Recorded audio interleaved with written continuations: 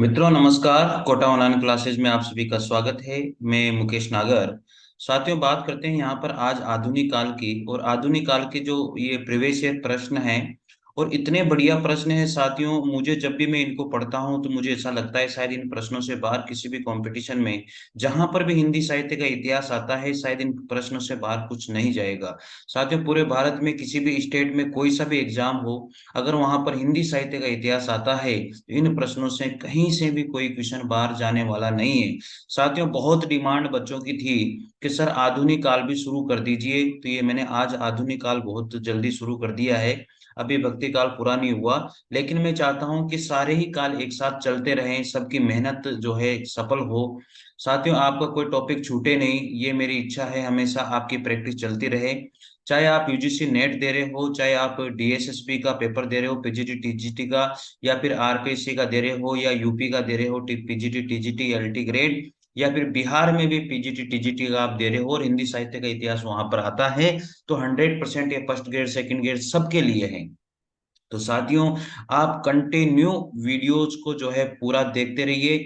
मैंने ये सीरीज चलाई है, ये सीरीज बहुत ही सफल सीरीज है और बहुत अच्छा बच्चों का रिस्पांस मुझे मिल रहा है। और आप लोगों का सपोर्ट रहा तो शायद हम लोग बहुत अच्छे और भी क्वेश्चन लेकर के आएंगे। साथियों पीडीएफ प्राप्त करने के लिए आप ज्वाइन कर लीजिए टेलीग्राम चैनल को, उस पर आपको पीडीएफ मिल जाएगी जब भी ये टॉपिक पूरा होगा।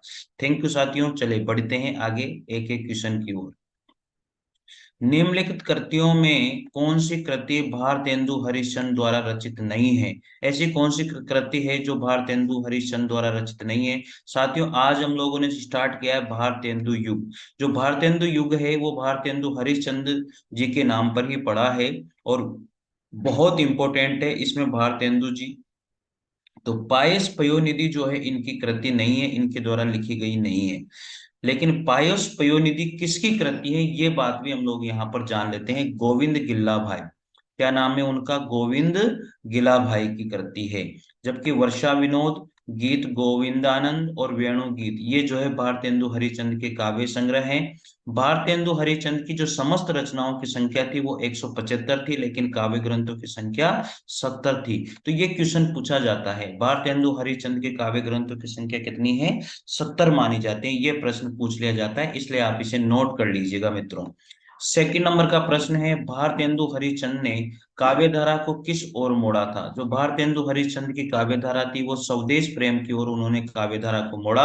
अर्थात जो कुछ भी लिखा वो स्वदेश प्रेम के प्रति उन्होंने लिखा है साथियों। और यहाँ पर कहा भी गया है, रोहु सब मिल ही आओ भारत भाई, आहा भारत दुर्दशा न देखी जाए। यानी कि उनका प्रत्येक जो भी उन्होंने लिखा वो सब भारत के प्रति स्वदेश प्रेम की ओर उनका लिखा हुआ माना गया है। मित्रों, मैं आपका टाइम खराब बिल्कुल भी नहीं करता हूं। जब प्रैक्टिस कर रहे हैं तो स्पीड से क्यों ना करें, यहाँ पर टाइम की कोई ये नहीं है। क्वेश्चन पढ़ो और उसका सीधा आंसर आपको बताओ और उसकी व्याख्या आपको समझाओ, बाकी कुछ नहीं है साथियों, ठीक है।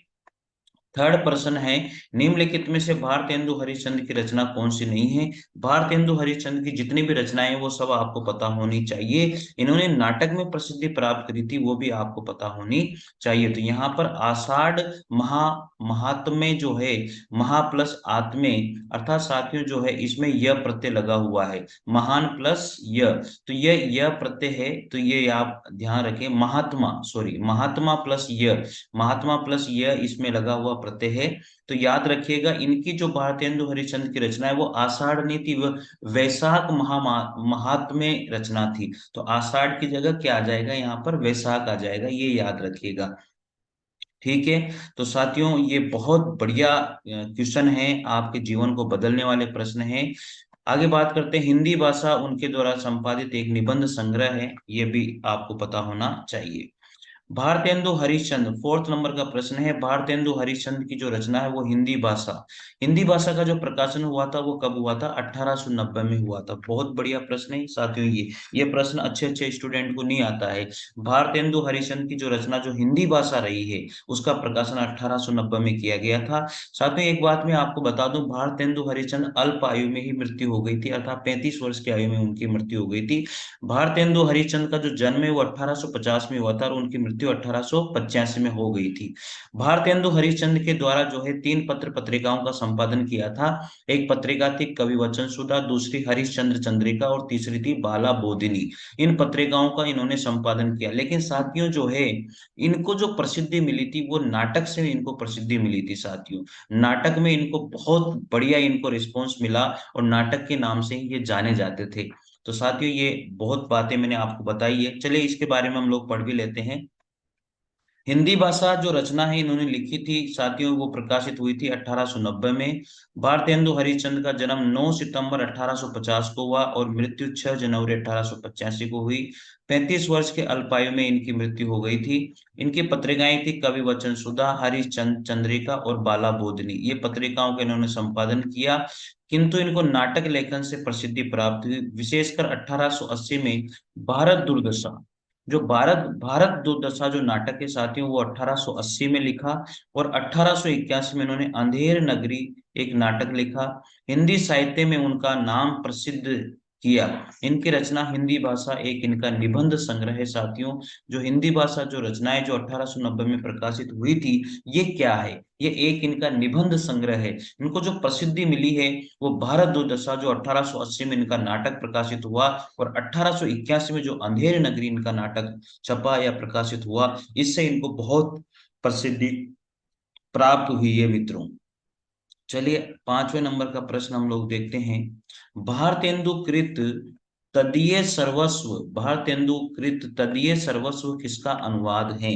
जो भारतेंदु के द्वारा कृत तदीय सर्वस्व है वो नारद भक्ति सूत्र का अनुवाद है। किसका अनुवाद है? नारद भक्ति सूत्र का अनुवाद है साथियों। साथियों बहुत बढ़िया प्रश्न है और मैं चाहता हूं कि यार मतलब मेरे क्या वीडियो को ही क्यों रुक जाते हैं? प्लीज आप लोगों से रिक्वेस्ट है यार, मैं इतनी मेहनत आप लोगों के लिए करता हूं तो आप जरूर शेयर कीजिएगा, कंप्लीटली इसको शेयर कीजिएगा साथियों, ताकि मुझे भी प्रोत्साहित और उत्साहित मैं भी रहूं और आपके लिए इस तरह की मेहनत मैं करता रहूं साथियों। साथियों आपका सपोर्ट रहा तो शायद हम लोग बहुत ऊपर तक पहुंचेंगे। आप लोगों का सपोर्ट मुझे बहुत मिल रहा है, जितने भी साथी मेरे से जुड़े हैं मैं उनकी हमेशा कद्र करता हूं। और साथियों उनके लिए इस तरह के प्रश्न और इस तरह के नोट्स में लेकर के आता रहूंगा। मैं साथियों आप लोगों के लिए मेरे पास जो रजिस्टर हैं उनके नोट्स भी मैं डालने वाला हूँ, हैंड रिटन नोट्स हैं जिनको भी मैं आप लोगों को टेलीग्राम चैनल पर उपलब्ध करा दूंगा। निश्चित रहिए साथियों, कुछ कुछ अभी मैं आप लोगों को आदिकाल के नोट्स डालूंगा। मैंने उसकी पीडीएफ बना ली है, आपको अच्छा लगेगा, जो खुद मैंने लिखे हैं मेरे हाथों से। एक बार पढ़ के जरूर देखिएगा और किसी भी वीडियो पे कमेंट कर दीजिएगा कि आपको कैसा लगा है, वो मिलेंगे आपको, निश्चित रहिएगा, ठीक है। टेलीग्राम चैनल को जरूर ज्वाइन कर लेना। पर देखिए भारतेंदु कृत है तदीय सर्वस्व, ये किसका अनुवाद है? नारद भक्ति सूत्र का। नारद भक्ति सूत्र का अनुवाद है, लेकिन तदीय जो सर्वस्व है 1874 ईस्वी में लिखा गया। नारद भक्ति सूत्र का अनुवाद है इन्होंने सांडिल्य भक्ति सूत्र का अनुवाद भक्ति सूत्र वैजयंती शीर्षक से किया था। भारतेंदु हरिश्चंद्र ने लगभग 70 काव्य ग्रंथों को लिखा, जिनके प्रमुख रूप हैं भक्ति सर्वस्व, प्रेम मल्लिका, वैशाख महात्म्य, प्रेम सरोवर, बकरी विलाप, रिपुनाष्टक और तन्मय लीला। इन्होंने फूलों का गुच्छा, इन्होंने फूलों का गुच्छा नामक कविता जो है खड़ी बोली में लिखी है। इन्होंने फूलों का गुच्छा जो नामक कविता है साथियों, वो खड़ी बोली में लिखी। तो प्लीज याद रखिएगा, ये फूलों का गुच्छा इनकी कविता पूछ ली जाती है कि फूलों का गुच्छा किसकी कविता है, या फूलों का गुच्छा इन्होंने किस लैंग्वेज में या किस भाषा में लिखा है, तो खड़ी बोली में लिखा है, याद रखिएगा, ठीक है। भारतेंदु हरिश्चंद्र के नाम पर भारतेंदु युग पड़ा और उसी को हम लोग पढ़ रहे हैं, तो भारतेंदु के बारे में तो आप निचोड़ निकाल लीजिए इन प्रश्नों से। भारतेंदु की रचनाओं का जो संग्रह है वो किस नाम से किया गया? कितनी जबरदस्त बात है। भारतेंदु रचनाओं का संग्रह किस नाम से किया गया है? भारतेंदु ग्रंथावली। साथियों डायरेक्ट आंसर जब आता है, क्वेश्चन जब आता है तो समझ में नहीं आता क्या आंसर लगाऊं, तो याद होना चाहिए भारतेंदु रचनाओं का संग्रह किस नाम से किया था। वो किया था भारतेंदु ग्रंथावली के नाम से किया गया था, ठीक है। तो भारतेंदु रचनाओं का संग्रह भारतेंदु ग्रंथावली के नाम से हुआ और इसका संपादन जो है ब्रज रत्न दास के द्वारा किया गया था। साथियों ये बात आपको याद रखने वाली है कि जो भारतेंदु रचनाओं का संपादन है, संग्रह है, वो भारतेंदु ग्रंथावली के नाम से किया और इसका संपादन ब्रज रत्न दास के द्वारा किया गया था। भारतेंदु के संबंध में डॉक्टर राम स्वरूप चतुर्वेदी, भारतेंदु के संदर्भ में जो है डॉक्टर राम स्वरूप चतुर्वेदी ने क्या लिखा है? कविता में उनका संस्कार है, गद्य में विचार है। क्या बात लिखी है! भारतेंदु हरिश्चंद्र के बारे में इन्होंने, डॉक्टर राम स्वरूप चतुर्वेदी लिखते हैं, कविता में उनका संस्कार है, गद्य में उनके विचार हैं। तगड़ी बातें यहाँ पर लिखी गई है। मित्रों, साथियों, आप जरूर इनको पढ़िए, याद कीजिए, वीडियो को पूरा देखिए, मजा आ जाएगा आपको। मैं गारंटी दे रहा हूँ यार साथियों, जब मैं आपको समझा रहा हूँ मुझे इतना मजा आ रहा है, तो आपको, जब आप तैयारी कर रहे हो तो आपको तो कितना मजा आएगा साथियों। यूजीसी नेट हो, चाहे टीजीटी टीजीटी हो, बिहार बोर्ड हो, चाहे कोई भी हो, प्रश्न जबरदस्त है मित्रों, पढ़िएगा। क्वेश्चन नंबर 7 है, हिंदी साहित्य में राष्ट्रीय चेतना के संवाहक और आधुनिक चेतना के प्रणेता प्रथम साहित्यकार कौन रहे हैं? भारतेंदु हरिश्चंद्र। साथियों, ये बहुत तगड़ा प्रश्न है, अच्छे अच्छे प्रश्न हैं, और ये प्रश्न अच्छे अच्छे स्टूडेंट को भी नहीं आता है जो भयंकर तैयारी कर रहे हैं। हिंदी साहित्य में राष्ट्रीय चेतना के संवाहक और आधुनिक चेतना के प्रणेता प्रथम साहित्यकार किसको माना जाता है? भारतेंदु हरिश्चंद्र को माना जाता है। लाइन नोट कर लेना। ठीक है, चलिए पढ़ते हैं अब इनके बारे में। बहुत कुछ दिया हुआ है। हिंदी साहित्य में राष्ट्रीय चेतना के संवाहक और आधुनिक चेतना के प्रणेता भारतेंदु हरिश्चंद्र को कहा जाता है। भारतेंदु हरिश्चंद्र जो है आधुनिक हिंदी साहित्य के पितामह कहे जाते हैं। मित्रों, ये बात याद रखना, भारतेंदु हरिश्चंद्र को आधुनिक हिंदी साहित्य का पितामह कहा जाता है, हिंदी साहित्य का जन्मदाता कहा जाता है, भारतीय नव उत्थान का प्रतीक इनको कहा जाता है। इतनी सारी बातें हैं, इन सभी को नोट कर लीजिए, जीवन में बहुत काम आएगी, आपके पेपर में बहुत काम आएगी। मित्रों, मेरा विश्वास कीजिए और पढ़िए, एक एक वीडियो को कंटिन्यू देखिए, पूरे वीडियो देखिए। मैं ये 52 नंबर का वीडियो आप लोग पढ़ रहे होंगे, सोचिए आप 1 नंबर से पढ़ना शुरू कर दीजिए। आधुनिक हिंदी साहित्य के पितामह कहे जाते हैं, इनको हिंदी साहित्य का जन्मदाता कहा जाता है, भारतीय नव उत्थान का प्रतीक भी इनको कहा जाता है। चलिए, इनके नाटक कौन कौन से रहे हैं, एक एक चीज नाटक। वैदिक हिंसा हिंसा न भवती, सत्य हरिश्चंद्र, ये पहला नाटक हो गया। सत्य हरिश्चंद्र दूसरा। भारत दुर्दशा से इनको प्रसिद्धि मिली, 1880 में लिखा।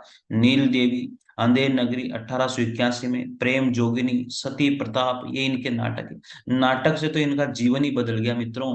इनके निबंध है, नाटक नाम से निबंध लिखा, काल चक्र, लेली प्राण लेवी, कश्मीर कुसुम, जातीय संगीत, संगीत सार, हिंदी भाषा, भारतवर्षोन्नति कैसी हो सकती है, ये इतने सारे इनके जो है निबंध लिखे हैं। तो आप नोट कर लीजिएगा, भारतेंदु हरिश्चंद्र आपने पढ़ा भी होगा। 8वां प्रश्न आता है मित्रों, भारतेंदु जी जिस प्रकार वर्तमान गद्य भाषा के स्वरूप प्रतिष्ठापक थे, उसी प्रकार वर्तमान साहित्य परंपरा के प्रवर्तक हैं। साथियों, वही बात हम लोग यहाँ पर पढ़ रहे हैं, वो है आचार्य रामचंद्र शुक्ल। भारतेंदु जी जिस प्रकार वर्तमान गद्य भाषा के स्वरूप प्रतिष्ठापक थे, उसी प्रकार वर्तमान साहित्य परंपरा के प्रवर्तक कौन है? वो है आचार्य रामचंद्र शुक्ल। कौन? आचार्य रामचंद्र शुक्ल। मित्रों, लिख लो लिख लो। उपयुक्त कथन रामचंद्र शुक्ल ने भारतेंदु हरिश्चंद्र के विषय में कहा है। विक्रम संवत की 19वीं शताब्दी का प्रथम चरण समाप्त हो जाने पर, जब भारतेंदु ने हिंदी गद्य की भाषा को सुव्यवस्थित और परिमार्जित करके उसका स्वरूप स्थिर कर दिया, तब गद्य साहित्य परंपरा लगातार चली। इसी दृष्टि से भारतेंदु जी जिस प्रकार वर्तमान गद्य भाषा के स्वरूप के प्रतिष्ठापक थे, उसी प्रकार वर्तमान साहित्य परंपरा के प्रवर्तक आचार्य रामचंद्र शुक्ल को माना जाता है। नवा प्रश्न है मित्रों, तरणी तनुजा तट तमाल तरवर बहु चाहे।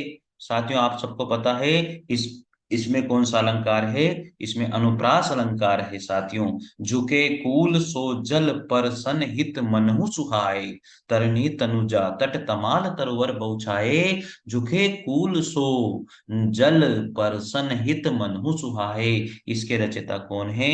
इसके रचयिता है Bharatendu Harishchandra. Very nice question. ये पंक्ति बहुत बार पूछी जाती है, अनुप्रास अलंकार का प्रयोग इसमें हुआ है मित्रों, तो याद आप रख लीजिएगा।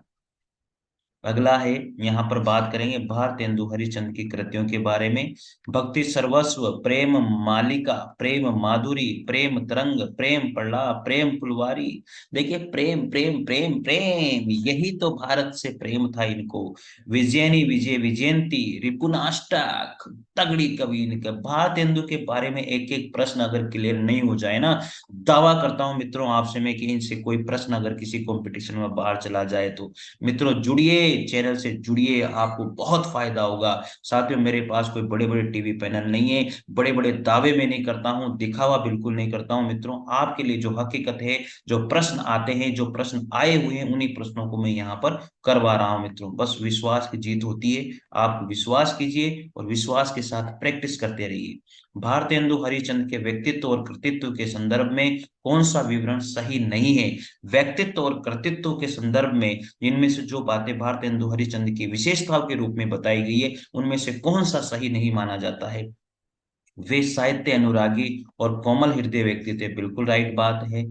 उन्होंने वैष्णव धर्म के प्रचारार्थ तदीय समाज की स्थापना की, बिल्कुल सही बात है। उनका साहित्य कार्य गद्य पद्य की अनेक विद्याओं का फैला हुआ था।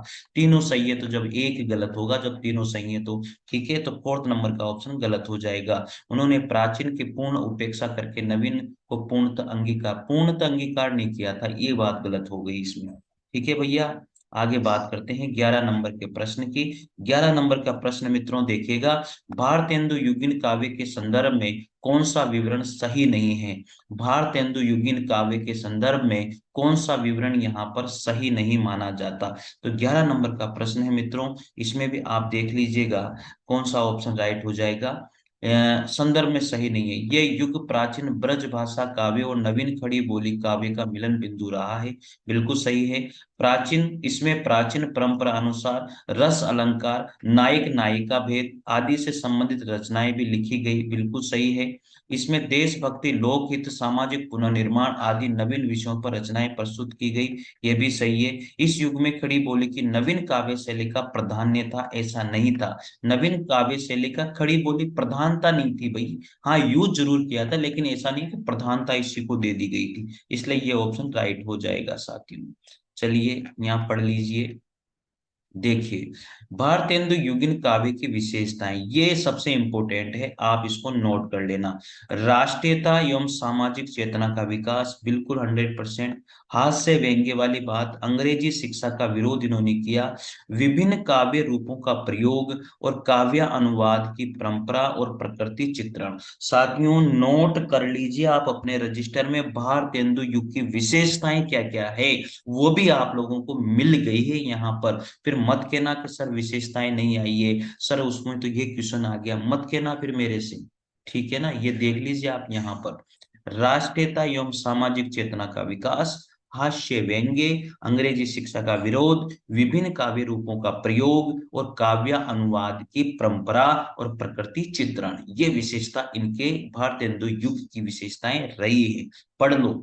खड़ी बोली हिंदी को सरल, सुबोध और व्याकरण सम्मत परिनिष्ठित स्वरूप द्विवेदी युग में प्रदान किया जाता है।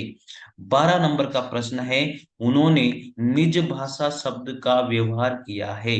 मिली जुली, आम, फफम, राष्ट्रभाषा आदि शब्दों का नहीं।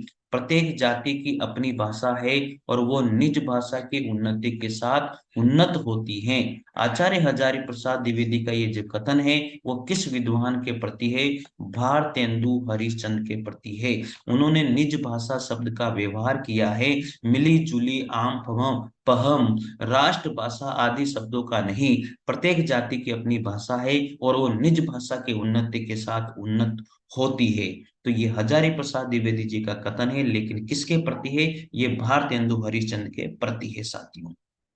चलिए, आचार्य हजारी प्रसाद द्विवेदी का भारतेंदु हरिश्चंद्र के प्रति एक कथन रहा है, और ये कथन उन्होंने अपनी पुस्तक हिंदी साहित्य का उद्भव और विकास में लिखा है। भारतेंदु के साहित्य एवं भाषा की विशेषता बताते हुए उन्होंने ये बात व्यक्त करी है मित्रों।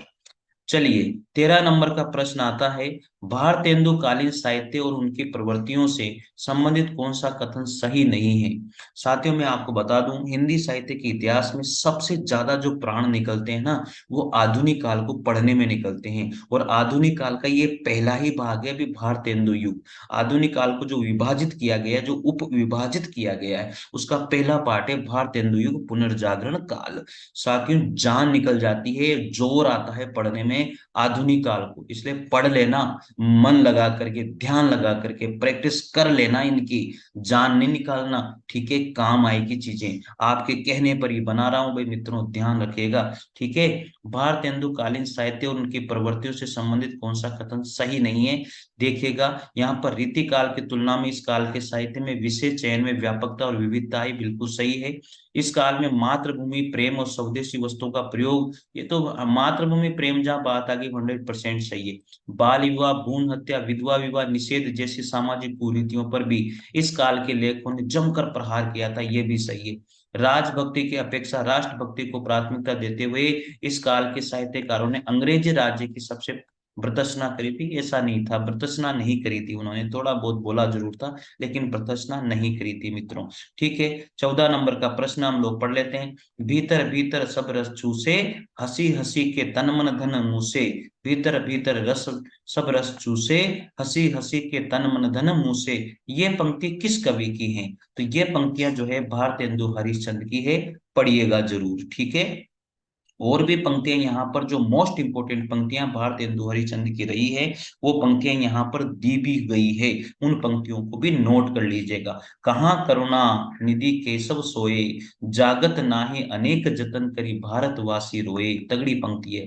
रोऊ सब मिली, आवो भारत आई, ये हम लोगों ने पहले भी पढ़ ली थी। सभा में दोस्तों बंदर के आमाद है, गदे और फूलों के अवसर के आमाद आमाद है। ये तगड़ी पंक्ति है यार। पिए प्यारे तिहारे निहारे, बिना अखियां दुखियां नहीं मानती। पिए प्यारे तिहारे निहारे, बिना अखियां दुखियां नहीं मानती। मित्रों, जबरदस्त प्रश्न है, पढ़ते रहिएगा। 15 नंबर का प्रश्न है। इस प्रश्न निम्नलिखित में से कौन सी रचना ठाकुर जगमोहन सिंह की नहीं है? निम्नलिखित में से कौन सी रचना है जो ठाकुर जगमोहन सिंह की नहीं है? साथियों, आप लोगों को इस प्रश्न का उत्तर देना ही पड़ेगा। इस प्रश्न का उत्तर आप कमेंट बॉक्स में दीजिएगा। 15 नंबर के प्रश्न का इसका आंसर क्या निकलेगा साथियों। साथियों, पीडीएफ के लिए जैसे ही ये टॉपिक खत्म होगा, भारतेंदु युग में पीडीएफ डाल दूंगा, आप निश्चित रहिएगा। ठीक है, टेलीग्राम चैनल को ज्वाइन कर लेना डिस्क्रिप्शन में। तो आज हमने जो है हिंदी साहित्य का इतिहास में भारतेंदु युग अर्थात आधुनिक काल को शुरू किया और पढ़ा। ठीक है मित्रों, मिलते हैं अगले वीडियो में, तब तक के लिए जय हिंद जय भारत, थैंक यू। मित्रों, कोटा ऑनलाइन क्लासेज में आप सभी का स्वागत है। आज हम यहाँ पर बात करेंगे 15 नंबर के प्रश्न से। 15 नंबर का प्रश्न मैंने आप लोगों से पूछा था कि निम्नलिखित में से कौन सी रचना ठाकुर जगमोहन सिंह की नहीं थी, तो वो थी रचना प्रेम प्रलाप।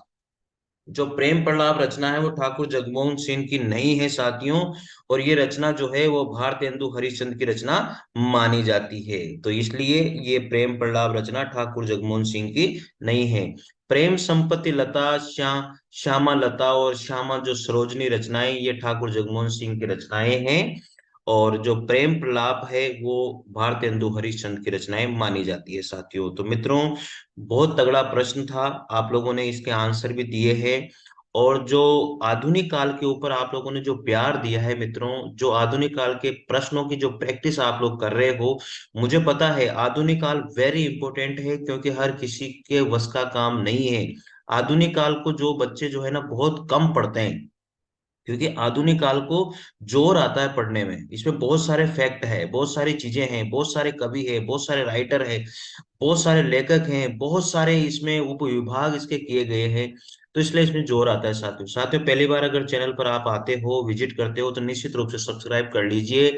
और आपको ये जो क्वेश्चन में आप लोगों को पढ़ा रहा हूँ, सारे के सारे प्रश्न कहीं ना कहीं किसी न किसी एग्जाम में आए हुए हैं। ये प्रश्न आप लोगों के लिए जीवन दान साबित हो गए, ये मेरी गारंटी है। और इसकी पीडीएफ प्राप्त करने के लिए आप टेलीग्राम चैनल को ज्वाइन कर लीजिए, डिस्क्रिप्शन में इसका लिंक मिल जाएगा, वहां पर टेलीग्राम ज्वाइन करके इस पीडीएफ को प्राप्त कीजिए साथियों। चलिए बढ़ते हैं। और मैं आप लोगों से यार ये एक रिक्वेस्ट जरूर करूंगा, प्लीज आप लोग जो है शेयर जरूर करें यार, लाइक और शेयर करें, कमेंट कीजिए थोड़ा, मुझे भी उसमें भी जब आपका कमेंट आता आता है ना अच्छा, तो मुझे थोड़ा उत्साह और जोश जागृत होता है, ताकि मैं और कितने लोग जो है इसको पढ़ रहे हैं। प्लीज आप लोग लिखिए कि सर मैं पूरा वीडियो आपका कंटिन्यू देखता हूँ या देखती हूँ, तो मुझे थोड़ा सा लगता है यार चलो ठीक है, स्टूडेंट पढ़ रहे हैं, मैं बेकार ही मेहनत कर रहा हूँ तो फिर कोई मतलब नहीं है। ठीक है ना साथियों, चलिए आप लोग जरूर कमेंट कीजिएगा कि सर मैं पढ़ रहा हूँ या पढ़ रही हूँ। चलिए 16 नंबर के प्रश्न से बात करेंगे। निम्नलिखित कवियों में से भारतेंदु युगिन कौन है? साथियों, जो भारतेंदु युगिन कवि हैं, उन कवियों में से, निम्नलिखित कवियों में से भारतेंदु युगिन कवि कौन सा है और कौन सा नहीं है, ये चीज बहुत मायने रखती है। साथियों, मैं आप लोगों को बता दूं, भारतेंदु युगिन कवि आप लोगों को पता होना चाहिए कौन कौन से कवि भारतेंदु युगिन है और कौन से कवि भारतेंदु युगिन नहीं है। तो पूरे कवि आप लोगों को याद होने चाहिए। जो भारतेंदु युग के जो कवि हैं, मुंशी सदासुखलाल निहाज, लिख लीजिएगा आप, लल्लू लाल, अंबिका दत्त व्यास, सदल मिश्र, राम प्रसाद निरंजनी, भारतेंदु हरिश्चंद्र, बद्री नारायण चौधरी प्रेमधन, ठाकुर जगमोहन सिंह, अंबिका दत्त व्यास, राधा कृष्ण दास, ये सारे के सारे जो कवि हैं, ये सारे के सारे जो लेखक, जो कवि जो भी मैंने बताए हैं, ये सब भारतेंदु युगिन के कवि माने गए हैं। तो साथ में देखो, देखिएगा यहाँ पर वंशीधर शुक्ल, उसके बाद में बद्रीनारायण चौधरी प्रेमधन, माखनलाल चतुर्वेदी, सोनलाल द्विवेदी। तो आप यहाँ पर देखो, बंशीधर शुक्ल मैंने नहीं बताया, माखनलाल चतुर्वेदी नहीं बताया, सोनलाल द्विवेदी नहीं बताया, मैंने आपको बताया यहाँ पर बद्रीलाल चौधरी प्रेमधन। ठीक है ना? तो यहाँ पर ये याद होने चाहिए आपको कौन कौन से कवि भारतेंदु युग के कवि माने गए हैं, अर्थात भारतेंदु युग में उन कवियों के बारे में हम लोगों ने जानकारी प्राप्त करी है। एक और चीज और मैं बता देता हूँ, भारतेंदु युगिन जो अन्य और कवि जो अभी और भी बाकी है, मुंशी सदासुख लाल निहाज, ये भी भारतेंदु युग का ही कवि है। सैयद इंशा अल्लाह खां, जिन्होंने रानी केतकी की कहानी लिखी थी, जिसको उदयबान चरित के नाम से भी जाना जाता है। मित्रों, नोट कर लीजिए जो चीजें मैं बता रहा हूं। उसके बाद में लल्लू लाल जी थे, जिन्होंने प्रेम सागर लिखा, ये भी भारतेंदु युग के ही कवि थे। सदल मिश्र, जिन्होंने नासितो उपाख्यान या चंद्रावती जिसको हम कहते हैं वो लिखा, ये भी भारतेंदु युगिन कवि थे। तो ये सारी चीजें हैं। एक उद्धव शतक के रचयिता थे जगन्नाथ दास रत्नाकर, ये राधा चरण गोस्वामी थे जिन्होंने नवभक्त माला लिखी थी, याद है ना आप लोगों को? श्रीधर पाठक ने गोल्ड स्मिथ कृत द ट्रेवलर हर्मिस्ट और डेजर्ट विलेज को जो है श्रांत पथिक या एकांतवासी योगी और उज्जड़ ग्राम शीर्षक से अनुवाद किया था। खड़ी बोली आंदोलन के प्रणेता थे अयोध्या प्रसाद खत्री ने ब्रज भाषा और अवधि की रचनाओं को हिंदी साहित्य में स्थान प्रदान किया। आपको याद है ये सारी चीजें, पता होनी चाहिए। मुंशी सदासुखलाल निहाज ने जो है सुख सागर और मुंतक बुतवा रिक ये लिखा। तो सारी चीजें आपको पता होनी चाहिए भाई। ठीक है? आप बोलो तो साथियों, मैं आपको जो है भारतेंदु युग के पहले नोट्स डाल देता हूँ टेलीग्राम चैनल पर, और वो नोट्स पढ़ के और फिर आप जो है ना ये क्वेश्चन आंसर कीजिएगा, तो आपको और मजा आएगा। आप बोलो तो मैं कर दूं। आपके कमेंट आने चाहिए बहुत भयंकर तरीके से।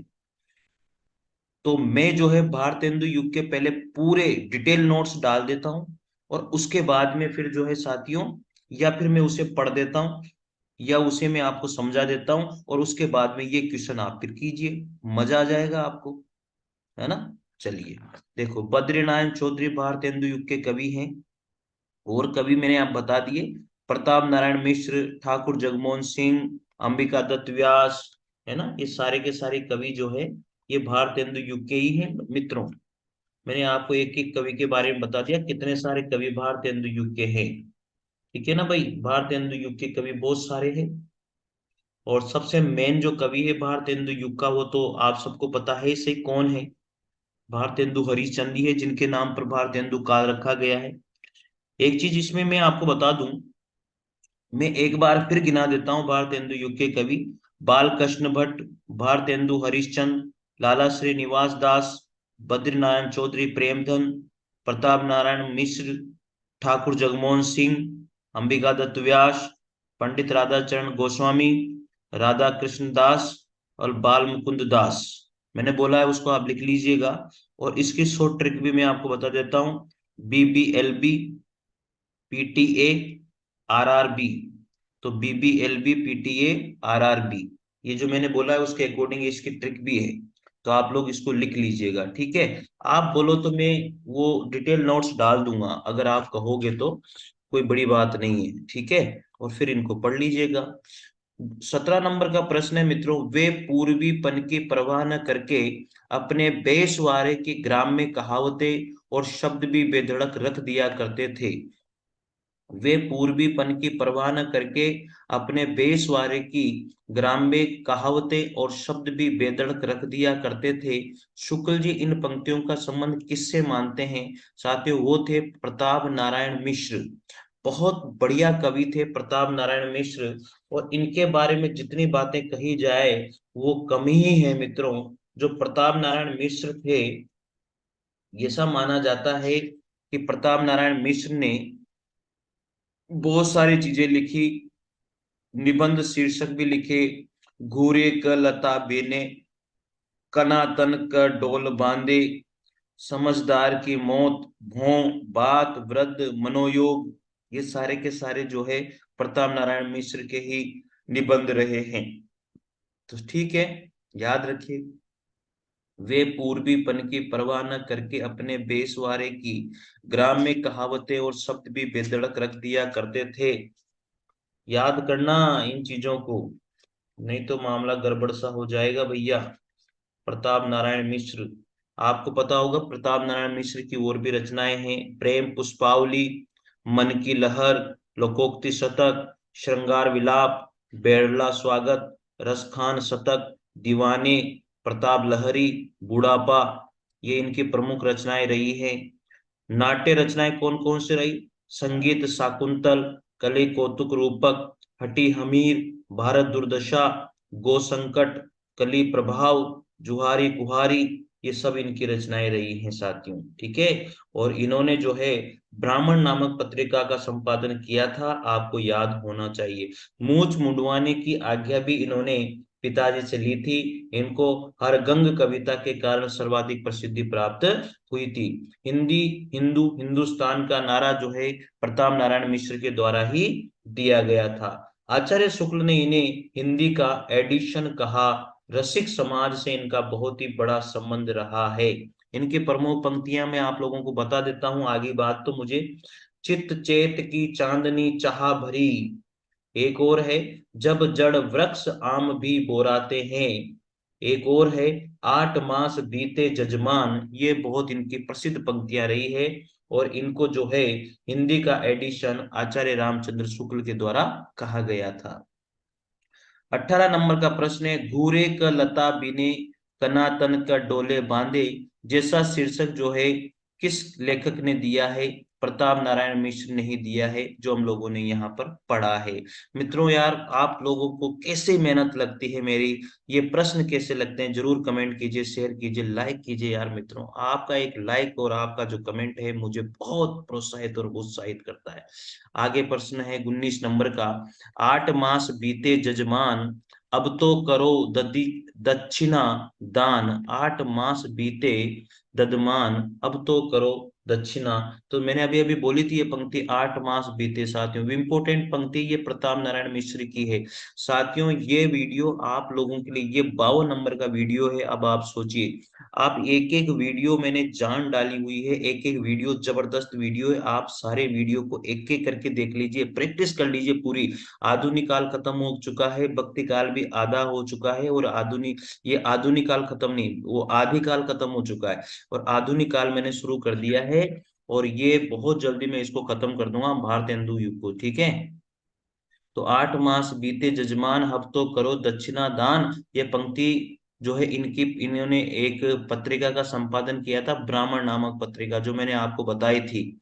उसमें इन्होंने प्रकाशित करवाई थी। ठीक है, बहुत ये बहुत तगड़ा प्रश्न है, ये आती ही आता है इसका, ये प्रश्न याद कर लीजिएगा आप लोग। 20 नंबर का प्रश्न हम लोग यहाँ पर देखते हैं। गद्य रचना को एक कला के रूप में ग्रहण करने वाले, कमल की कारीगरी समझने वाले लेखक इनमें से कौन है?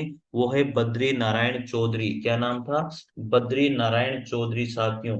आपको मैं एक बता देता हूँ, बद्री नारायण चौधरी की जो रचनाएं मुख्य रही है वो है जीर्ण जनपद, आनंद अरुणोदय, हार्दिक हर्षादर्श, मयंक महिमा, अलौकिक लीला, वर्षा बिंदु, सूर्य स्त्रोत और लालित्य लहरी। ये इनकी प्रमुख रचनाएं रही। बद्रीनारायण चौधरी के जो प्रमुख नाटक हैं, भारत सौभाग्य, प्रयाग रामागमन, वीरांगना रहस्य महानाटक, ये इनके रहे हैं। साथियों में एक बात यहाँ पर ये ध्यान रखिएगा कि इनके द्वारा जो है नागरी नीरद 1893 एक साप्ताहिक पत्र और आनंद कादम्बनी नामक एक मासिक पत्रिका का संपादन किया गया था। और इनको जो है अब्र उपनाम से उर्दू काव्य में इन्होंने लेखन किया था। किस नाम से? अब्र उपनाम से। आचार्य शुक्ल जो है हिंदी में समालोचना का सूत्रपात एक प्रकार से बालकृष्ण भट्ट एवं बद्रीनारायण चौधरी के द्वारा ही किया गया है। ये पंक्ति बहुत इंपॉर्टेंट है इनके लिए कि हिंदी में जो समालोचना का जो सूत्रपात किया था वो बालकृष्ण भट्ट और बद्रीनारायण चौधरी के द्वारा ही किया गया था, ऐसा आचार्य रामचंद्र शुक्ल कहते हैं। साथियों याद रखिएगा, गद्य रचना में एक कला के रूप में ग्रहण करने वाले, कमल की कारीगरी समझने वाले लेखक कौन है? वो लेखक साथियों बद्री नारायण चौधरी ही थे। ठीक है, गद्य रचना को एक कला के रूप में ग्रहण करने वाले, कलम की कारीगरी समझने वाले लेखक बद्री नारायण चौधरी प्रेम घनी थे। परंतु साथियों ये प्रश्न के शुद्ध रूप में न लिखे जाने के कारण आयोग ने इसका उत्तर एफ को माना है। उक्त कथन में कलम के स्थान पर कमल है, ये ध्यान रखिएगा। ठीक है, आगे 21 नंबर का प्रश्न है। 21 नंबर के प्रश्न में हिंदी पुनर्जागरण काल किसे कहा जाता है? कौन सा काल है? भारतेंदु युग। साथियों याद रखिएगा कि जो भारतेंदु जो युग है, मतलब आधुनिक काल के उपविभाग किए गए हैं, तो आधुनिक काल में जो पहला युग है वो भारतेंदु युग है और पुनर्जागरण काल को ही भारतेंदु युग कहा जाता है। यह प्रश्न पूछा ही जाता है। आप चाहे कोई सा भी कंपटीशन दे लीजिए, इस प्रश्न को आने में कोई देर नहीं लगती है। पुनर्जागरण काल भारतेंदु युग को ही कहा जाता है, जबकि द्विवेदी युग को जागरण सुधार काल कहा जाता है। ये याद कर लीजिए। इसमें कंफ्यूजन होता है मेरे मित्रों, इसमें कंफ्यूजन होता है मेरे साथियों कि पुनर्जागरण काल भारतेंदु युग है, ठीक है, और जागरण सुधार काल जो है ना वो द्विवेदी युग है। ठीक है, तो यहाँ पर पुनर्भरण ऐसे याद कर लो, पुनर्भरण, पुनर्भरण करते हैं हम लोग, तो पुनर्भरण करेंगे तो पुनर्जागरण काल भारतेंदु युग, पुनर्भरण तो भ से भारतेंदु युग और पुनर से पुनर्जागरण, याद हो जाएगा ना भाई। ठीक है ना, तो पुनर्भरण करेंगे भैया तो पुनर्जागरण काल भारतेंदु युग को कहते हैं। ठीक है ना, और द्विवेदी युग जागरण सुधार काल हो जाएगा। जागरण सुधार काल द्विवेदी युग में किया जाता है। इस तरह से याद रख लीजिएगा, एक याद होते दोनों याद हो जाएंगे फिर। ठीक है, भारतेंदु काल नई मानसिकता के उन्मेष का काल था। भारतेंदु काल नई मानसिकता के उन्मेष का काल था।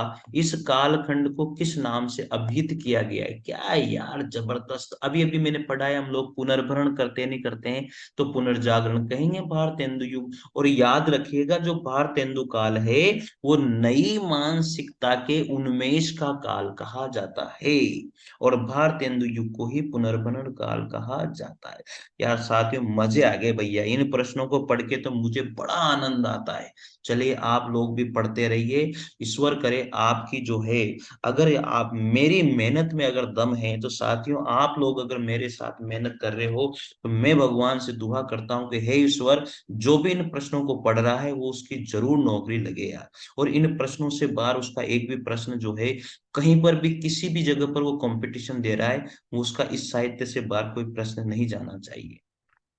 ठीक है साथियों, अगर आप पहली बार जुड़ते हो चैनल पर तो लाइक शेयर और सब्सक्राइब चैनल को जरूर कर लेना। पीडीएफ टेलीग्राम चैनल पर मिलेगी, वहां पर डिस्क्रिप्शन में लिंक है, ज्वाइन कर लेना। नई मानसिकता के उन्मेष का काल था कौन? भारतेंदु। और भारतेंदु युग को ही पुनर्भरण काल कहा जाता है, जागरण सुधार काल द्विवेदी युग को कहा जाता है। याद हो जाएगा। चलिए अगला प्रश्न, 23 नंबर का प्रश्न है, निज भाषा उन्नति अहे सब उन्नति को मूल किसकी काव्य पंक्ति है? निज भाषा उन्नति अहे सब उन्नति को मूल। साथियों मैंने अभी आप लोगों को बताया था कि ये पंक्तियां इंपॉर्टेंट होती है, कभी कभी इन पंक्तियों को पूछ लिया जाता है। तो ये निज भाषा उन्नति है सब उन्नति को मूल, ये पंक्ति पहले भी आ चुकी थी, ये भारतेंदु हरिश्चंद्र की इंपॉर्टेंट पंक्ति है। आई थी ना पहले भी ये पंक्तियां। ठीक है, तो निज भाषा उन्नति, तरणी तनुजा तट तमाल तरुवर, इन मुसलमान कवियन पर कोटिन हिंदू वारिये, रोऊ सब मिल आहू भाई, अंग्रेज राज सुख साज सजे सब भारी, पिए प्यारे तिहारे निहारे बिना, भीतर भीतर सब रस चूसे। ये सारे के सारी पंक्तियां हैं जो भारतेंदु हरिश्चंद्र जी की ही है। चलिए आगे बात करते हैं। तो इसमें भारतेंदु हरिश्चंद्र जी हो जाएंगे, और इनके बारे में हम लोग पढ़ते हैं, ये हिंदी नव जागरण के अग्रदूत माने जाते हैं। कौन? भारतेंदु हरिश्चंद्र। ये बात याद रख लेना, हिंदी नव जागरण के अग्रदूत कौन थे? भारतेंदु हरिश्चंद्र थे। इन्होंने भारत दुर्दशा, अंधेरी नगरी, वैदिक हिंसा, हिंसा न बहुती, पाखंड विडंबन इनकी प्रसिद्ध रचनाएं रही हैं। 24 नंबर का प्रश्न है, लाश किस भाषा का शब्द है? जो लाश है वो तुर्की भाषा का शब्द है। अरे भाई साहब, लाश जो है तुर्की भाषा का शब्द है। तुर्की भाषा के अन्य प्रमुख शब्द कैंची, कालीन, चेचक, जाजिम, तलाश, बेगम, बहादुर आदि तुर्की भाषा के ही शब्द हैं। ये तो यहाँ ऐसे ही आ गया, मेरे को ऐसा लगता है। ठीक है ना। 25 नंबर का प्रश्न है, बिहारी बिहार नामक ग्रंथ के रचयिता कौन है? पंडित अंबिका दास व्यास। बिहारी बिहार, बिहारी बिहार नामक ग्रंथ के रचयिता कौन है? पंडित अंबिका दत्त व्यास। भैया ये प्रश्न आएगा बिहार बोर्ड में, सोच लेना। बिहारी बिहार नामक ग्रंथ के रचयिता पंडित अंबिका दत्त व्यास हैं।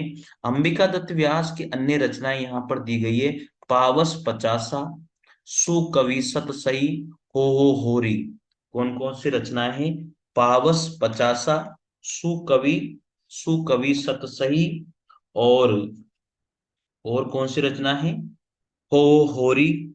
मैं एक दो और बता देता हूं आपको, कंस वध, और एक है बिहारी विहार। ठीक है, ये इनकी प्रमुख रचनाएं हैं साथियों, तो याद रख लीजिएगा। बिहारी विहार इंपोर्टेंट है, इसलिए ये पूछ भी ली गई है। और ये अंबिका दत्त व्यास इंपोर्टेंट राइटर नहीं है, लेकिन देखो पूछ लिया ना, इस तरह से पूछ लेंगे, आप ध्यान रखिएगा मित्रों। जबकि काशीनाथ सिंह के प्रसिद्ध उपन्यास जो है वो है अपना मोर्चा। क्या है? अपना मोर्चा, काशी का 80। ठीक है, ये है काशीनाथ उपन्यास, काशीनाथ सिंह। रेहन पर रघु। बिहारी जो है रीति काल के रीति सिद्ध कवि हैं। बिहारी कौन है? रीति काल के रीति सिद्ध कवि माने जाते हैं बिहारी। इनकी प्रसिद्धि का जो आधार है वो बिहारी सत सही है। राधा चरण गोस्वामी की रचना है नवभक्त माल। अभी मैंने बताया था राधा चरण गोस्वामी ने ही लिखी थी नवभक्त माल। मित्रों बहुत खतरनाक प्रश्न है यार, मतलब ये मान के चलिए प्रश्न एक है, लेकिन इसकी जो व्याख्या इन्होंने करके दी है ना, मजा आ गया यार, जबरदस्त। आप लोग पूरे वीडियो देखा करो, एक भी मत छोड़ा करो।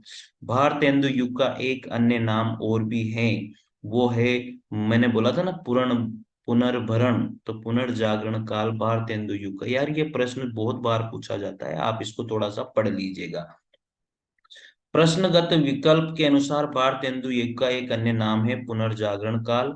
डॉक्टर राम स्वरूप चतुर्वेदी ने लिखा है। ये पंक्ति भैया याद कर लेना, लिख लेना, प्रैक्टिस कर लेना।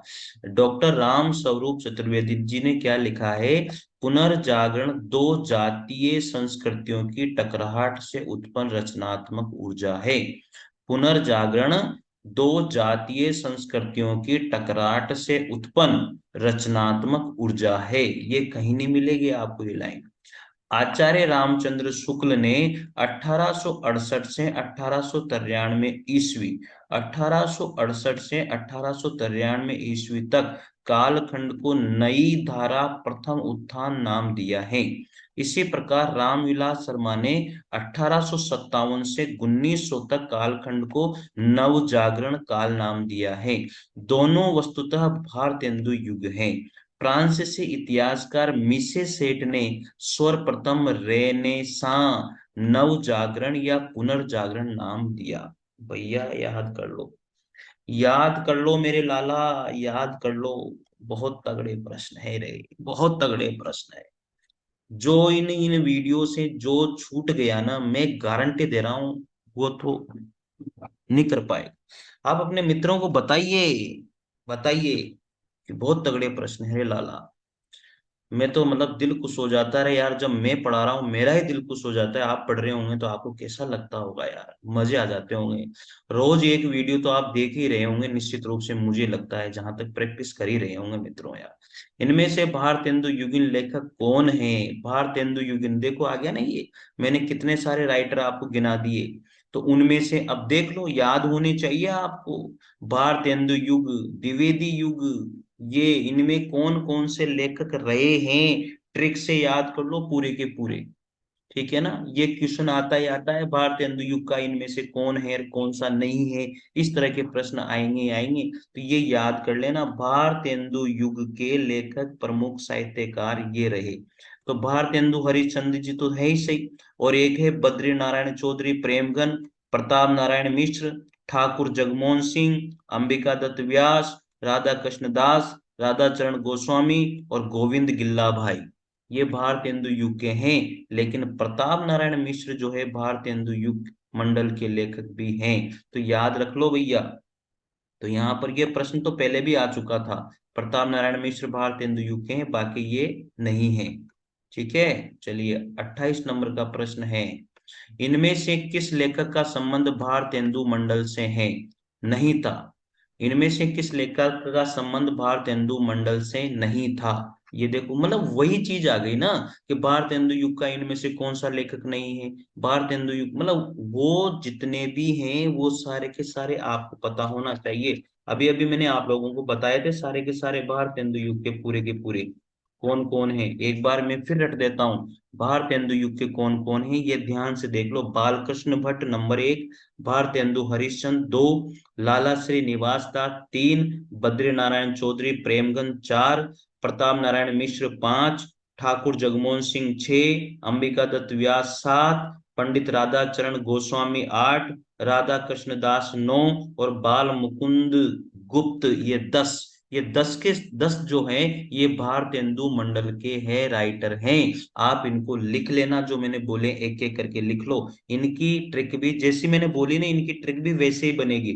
BBLB PTA RRB, BBLB PTA RRB, इस तरह से बन जाएगी मित्रों। ठीक है, याद कर लेना भैया, ये तो आता ही आता है। तो बालकृष्ण जो भट्ट है वो भारतेंदु युग का नहीं है, मैंने बोला भी नहीं होगा, अभी आपने देखा होगा। तो प्रताप नारायण मिश्र, प्रताप नारायण मिश्र, इसके बाद में बद्री नारायण चौधरी प्रेमधन, ठाकुर जगमोहन सिंह, अंबिका दत्त व्यास, ये भारतेंदु मंडल के कवि हैं। जबकि बालकृष्ण जो शर्मा है वो नवीन राष्ट्रीय सांस्कृतिक धारा के कवि माने जाते हैं। बालकृष्ण शर्मा नवीन जो है राष्ट्रीय सांस्कृतिक धारा के क्या माने जाते हैं? कवि माने जाते हैं। मेरे मित्रों लिख लो, लिख लो, लिख लो रे, मजा आ जाएगा यार। मित्रों यार एक बात बताओ, जब आप पढ़ते हो तो आप कैसे पढ़ रहे हो? इन क्वेश्चनों में से जो इंपॉर्टेंट बातें लगती है क्या आप उनको लिख रहे हो क्या? एक बार जरूर मेरे को कमेंट करके बताइएगा, क्या आप उनको लिखते हो?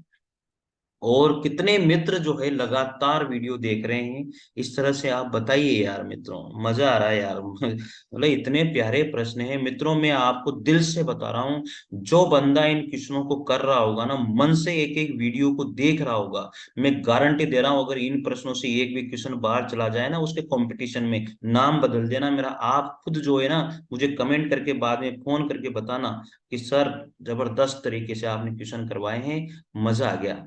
29 नंबर का प्रश्न है, निम्नलिखित कवियों में से एक भारतेंदु युगल नहीं है। आगे ना बात वही, तो भारतेंदु युगल मैंने अभी फिर एक बार फिर बोल देता हूँ। बालकृष्ण भट्ट, भारतेंदु हरिश्चंद्र, तीसरे नंबर पर लाला श्रीनिवास दास, चौथे नंबर पर बद्री नारायण चौधरी प्रेमगन, पांचवें नंबर पर प्रताप नारायण मिश्र, छठे नंबर पर ठाकुर जगमोहन सिंह, सातवें नंबर पर अंबिका दत्त व्यास, पांचवें नंबर पर पंडित राधा कृष्ण गोस्वामी, और नवे नंबर पर राधा कृष्ण दास, और 10वें नंबर पर बाल मुकुंद गुप्त। इसकी ट्रिक भी मैंने आप लोगों को बताई है, BBLB PTA RRB। इस तरह से ये भारतेंदु युग के आप याद कर लीजिएगा। अब यहाँ तो सिंपल सी बात है, अयोध्या सिंह उपाध्याय तो है ही नहीं भैया, ठीक है, ये तो ऐसे ही याद है। बद्रीनारायण चौधरी भी है, प्रताप नारायण, अंबिका दत्त व्यास, सारे के सारे भारतेंदु युगिन हैं। हम लोग वैसे ही बता सकते हैं इसको, तो ठीक है ना। अयोध्या सिंह उपाध्याय हरिवोध भारतेंदु युगिन कवि नहीं है, बल्कि हरिवोध किसके कवि हैं? अरे द्विवेदी युगिन कवि है रे मेरे मित्रों, किसके कवि हैं? द्विवेदी युगिन कवि हैं मेरे प्यारे साथियों। आपका साथ मुझे है तो फिर किसका गम है? अरे गम मुझे किसका है जब आपका ही साथ मुझे है। तो साथियों ये तो बड़ी अच्छी बात है। बद्री नारायण चौधरी, प्रताप नारायण मिश्र, अंबिका दत्त व्यास भारतेंदु युगिन कवि हैं।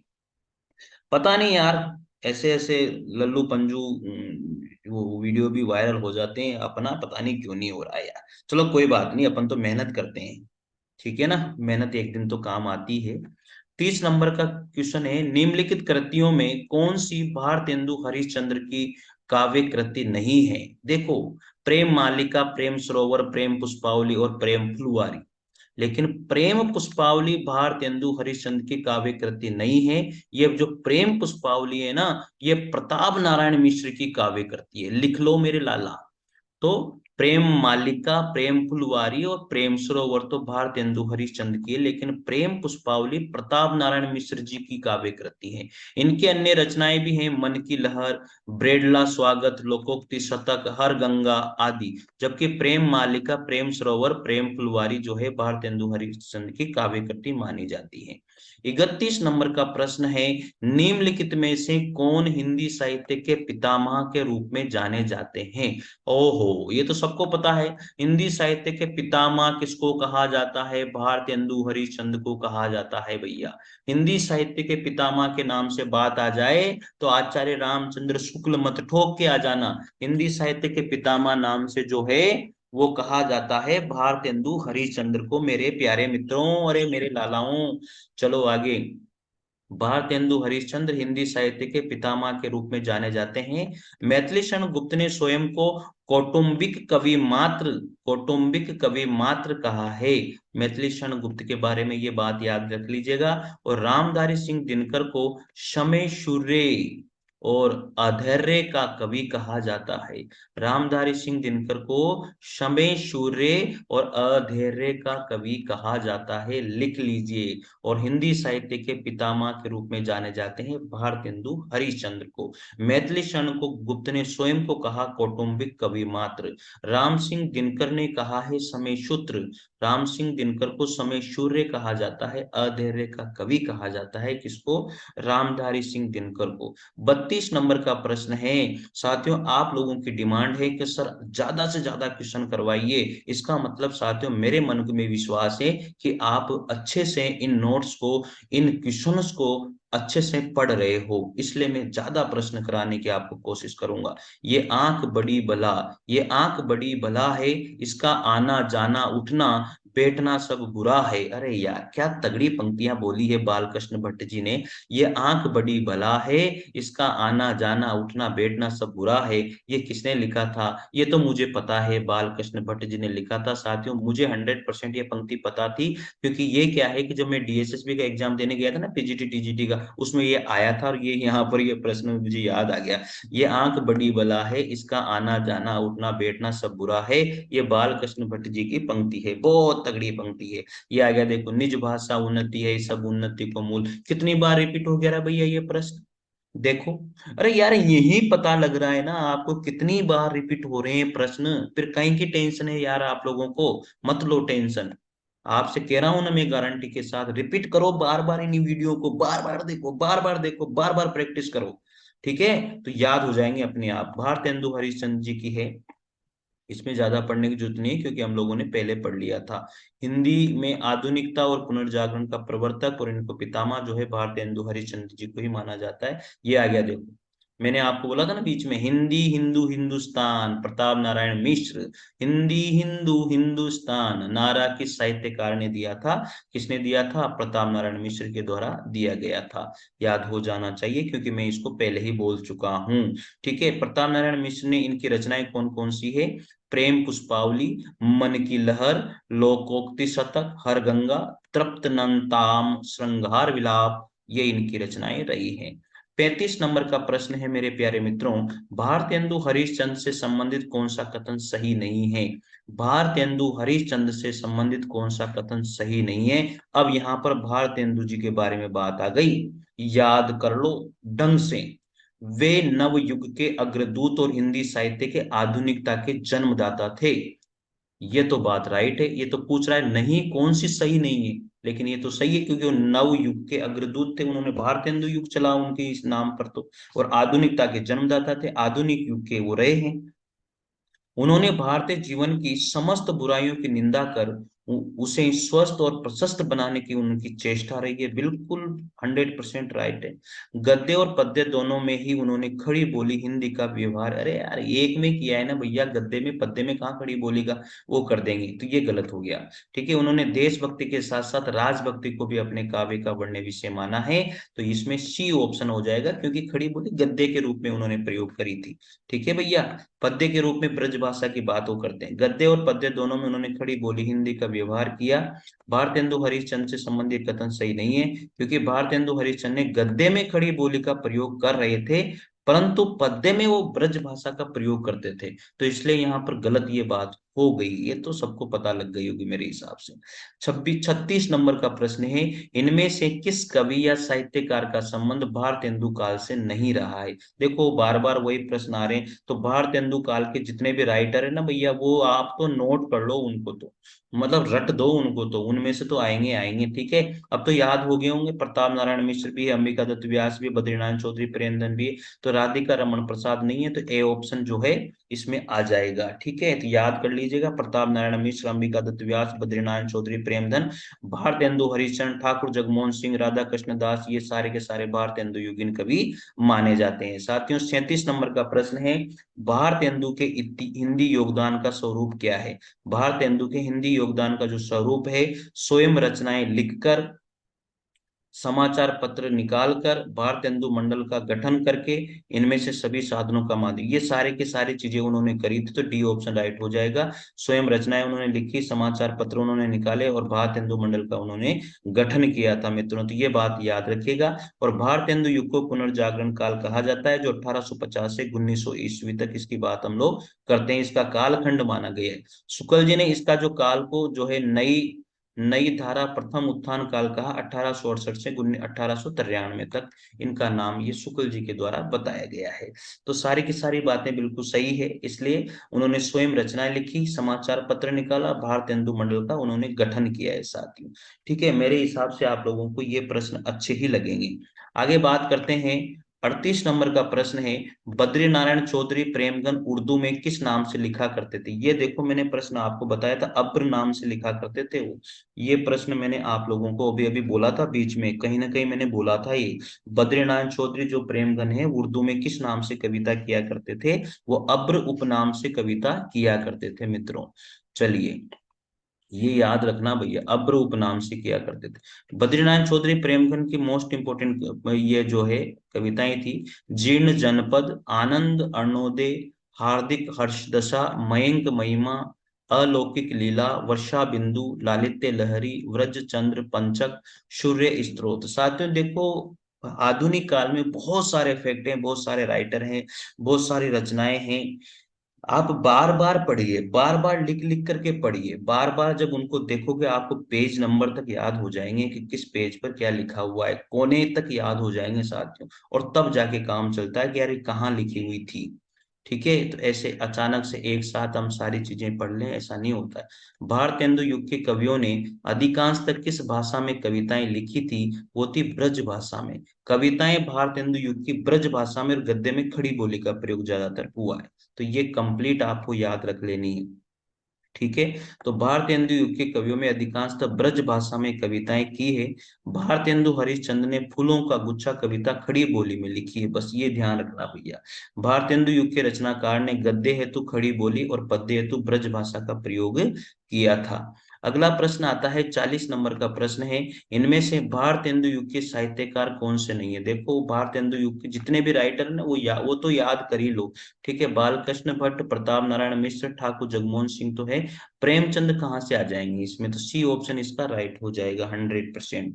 ठीक है, अगला प्रश्न आता है, 41 नंबर का प्रश्न है, भारतेंदु की कौन सी रचना पयार छंद में लिखी गई है?